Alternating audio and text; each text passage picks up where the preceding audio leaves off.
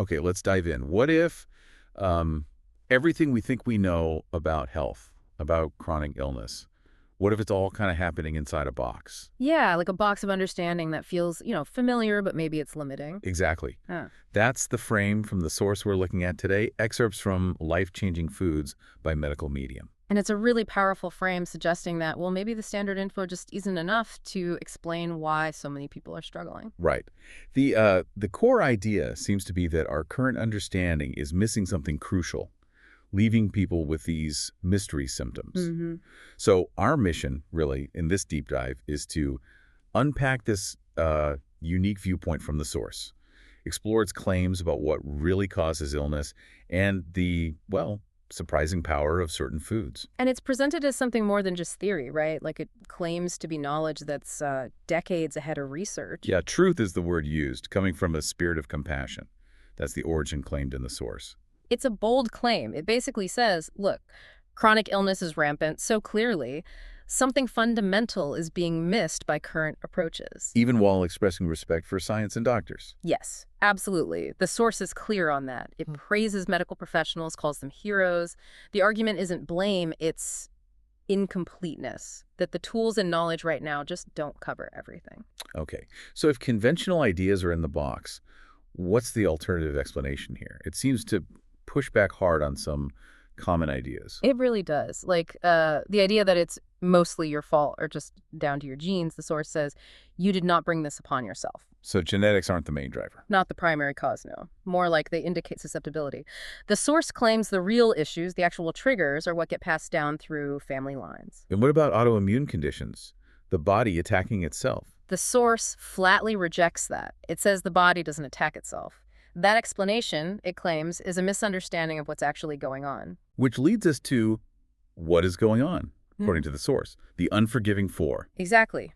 These four are positioned as the root cause of so much modern chronic illness. They are radiation, toxic heavy metals, viruses, and DDT. And these can be inherited, passed down. That's a key part of the claim, yes. Transmitted through the bloodline, generation after generation. Okay, let's touch on those. Radiation Yeah.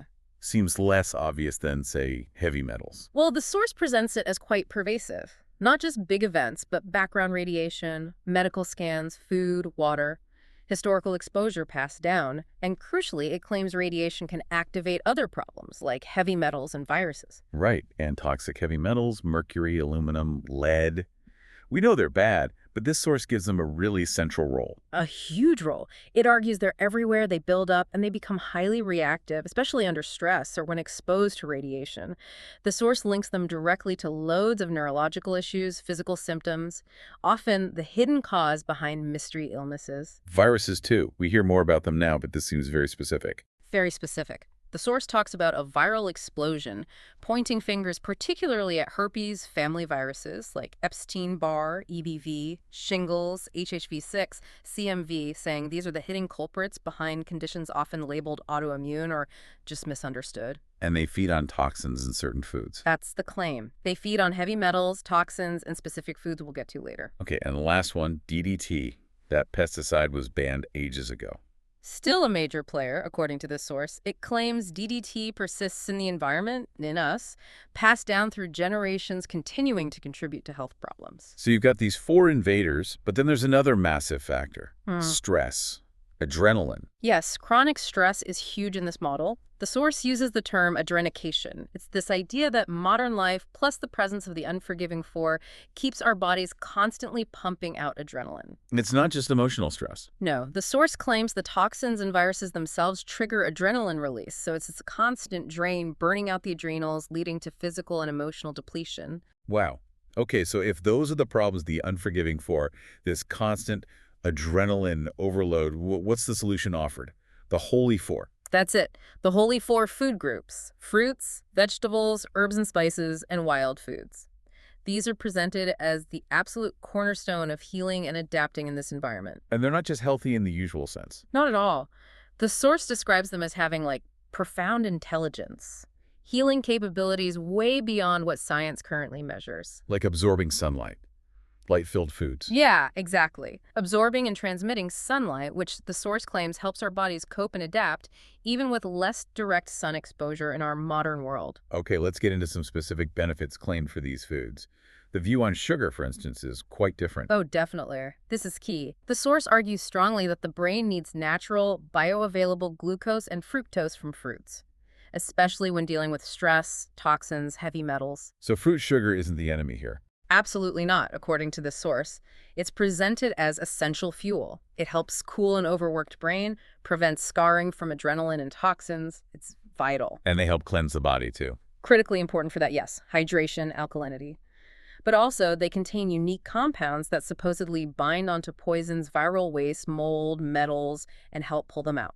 And this idea of elevated biotics, that sounds unique.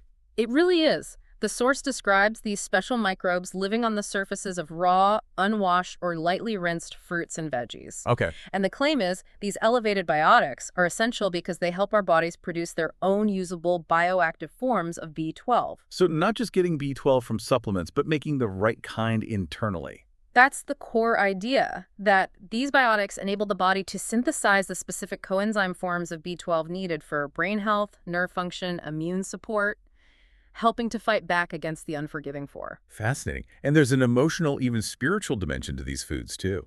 Oh, definitely. The source talks about how these foods offer comfort, help release emotional baggage, even respond to our individual needs. They're seen as living allies, watched over by angels, according to the text. Let's look at some specific examples then. The source highlights quite a few. Avocado. Calls it the mother fruit, Uh. says it's the closest thing to breast milk, deeply nurturing, teaches unconditional love. Also claims it can absorb the energy of people who handle it. Celery juice is huge now. The source is a big proponent. Absolutely. Hails it as the most amazing digestive tonic, unique, undisturbed healing power. Its special cluster salts are claimed to be unparalleled pathogen killers and gut restorers. Bananas. Usually Yeah. it's potassium, right? The source sees them as ultimate fungus destroyers and amazing digestive aids, claims they help heal colitis, IBS, Crohn's. Very soothing for an irritated gut. Berries we know antioxidants, but it connects them specifically to the female body. Yeah, calls them a saving grace, especially for the female reproductive system, which it describes as having a tendency towards a low battery. Powerful free radical fighters, crucial for the brain too. And it mentions the grounding effect of picking berries. Interesting. What about pomegranates, cranberries, artichokes grouped together? Yes, for a specific shared ability, according to the source, dissolving stones, nodules, calcifications, scar tissue, cranberries and artichokes are also singled out for drawing out radiation. God, this one surprised me. Radish greens.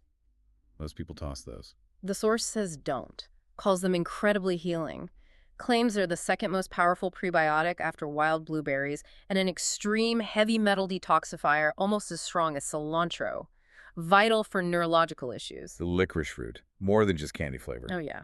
The source calls it the most important herb of today's world. A savior. Why? Because it's claimed to be the ultimate weapon against the viral explosion behind so many mystery illnesses. And wild blueberries get some incredible claims. They're really elevated in this source. Most powerful brain food, containing more information than the entire internet for healing, holding the full power of the divine, seen as absolutely key for future healing. Wow, more information than the internet. That's a statement. Okay, so those are the heroes. What about the villains? The life-challenging foods. Right. The source identifies foods it claims actively feed pathogens or are just inherently destructive now. And it suggests some, like wheat, have fundamentally changed over time, maybe since the 1950s. So which ones are on that list? The main ones highlighted are dairy, eggs, wheat, canola oil, and corn. And the source's reasoning for avoiding them, just briefly. Okay, so the claims are dairy feeds viruses, causes inflammation. Eggs are a primary food for pathogens like EBV. Modern wheat is inflammatory, tough on the gut. Canola oil feeds pathogens and damages linings in the digestive system and blood vessels. Corn is often GMO and feeds pathogens. Basically, consuming these is linked in the source to worsening symptoms. Important to stress, these are the specific claims from this source. Absolutely. It's presenting a very particular viewpoint. And beyond just food lists, it challenges other common health ideas too, right? Yeah, several big ones, like the fear of goitrogenic foods for the thyroid, things like broccoli, cabbage. Right. Cruciferous veggies? The source says that fear is misguided. It claims those foods actually provide essential nutrients the thyroid needs. Any negative reaction, it argues, points to other issues like a high viral load. What about nightshades? Tomatoes, peppers, often blamed for joint pain.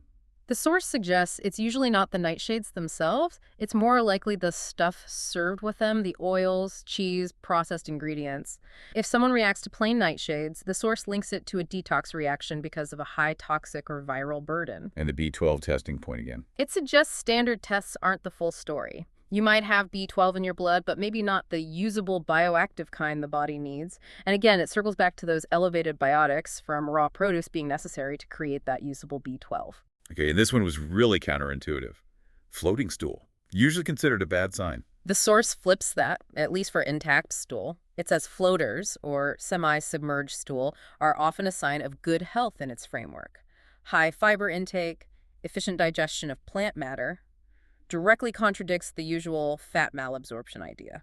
So, changing how we see problems, solutions even, bodily functions. Does the source offer practical tips for just coping day to day? Yes, definitely. A big one is reframing stress. Instead of seeing it as an enemy, try viewing it as a teacher or a messenger. The claim is this shift in perspective can lessen its harmful physical impact, reduce that damaging adrenaline surge. And meal timing. It goes against some popular trends. Completely. It strongly recommends grazing, eating small amounts every 1.5 to 2 hours. This, the source claims, is vital for stabilizing blood sugar and supporting the adrenals. Directly counters things like intermittent fasting, which it argues can trigger harmful adrenaline spikes. There's also that spiritual layer throughout. Mm-hmm. Talk of divine presence, compassion as this deep understanding of suffering, and specific angels, like an angel of disarmament for neutralizing chemicals on food, or an angel of provision for helping find nourishing food. And a big focus on fertility. Seems like a major concern in the source. Yes, it talks about rising infertility rates and introduces this concept of a low reproductive battery. A low battery. Yeah, the idea is that toxins, viruses, chronic adrenaline drain resources away from the reproductive system, so it needs targeted support and conscious effort to recharge. And it lists foods to avoid for fertility. It does, tying back to that life-challenging list. Anti-fertility foods mentioned include animal products high in adrenaline, eggs, corn, wheat, canola oil, things claimed to burden the system. And it connects eating certain foods directly to conception. It uses this powerful analogy, eating fruit to produce fruit. And it suggests modeling a fertility-supporting diet partly on the composition of breast milk, high in natural sugars, lower in fat and protein, within this framework. And even a visualization technique. Yes, a daily practice, consciously rewiring the body-mind connection. Visualizing plugging in the reproductive system, like charging a phone. Sending a signal, physically and spiritually, that the body is preparing for conception. Well, this deep dive has definitely shown a perspective that is way outside the conventional box. For sure. It's a framework where hidden toxins, inherited pathogens, and adrenaline are the main drivers of illness, and where specific plant foods, seen as holding natural and spiritual intelligence, are the key to healing. And yeah, it often directly challenges mainstream beliefs. It really highlights how many different ways there are to look at health, doesn't it? Exploring these alternative views, even if they seem radical, can be really thought-provoking. Absolutely. Understanding viewpoints like the one presented in this source gives you, the listener, a broader context, more information to consider as you navigate your own health journey. So given the claims in this source about this incredible hidden power in everyday foods, fruits, vegetables, even radish greens, things we might barely notice, it makes you wonder, what else is waiting to be discovered right under our noses? Yeah, what other potential lies hidden in the familiar? It encourages a fresh look, maybe. Exactly. Maybe just take a moment after hearing all this to observe your own relationship with food, with well-being, maybe through this different lens offered by the source. What resonates or what challenges you now?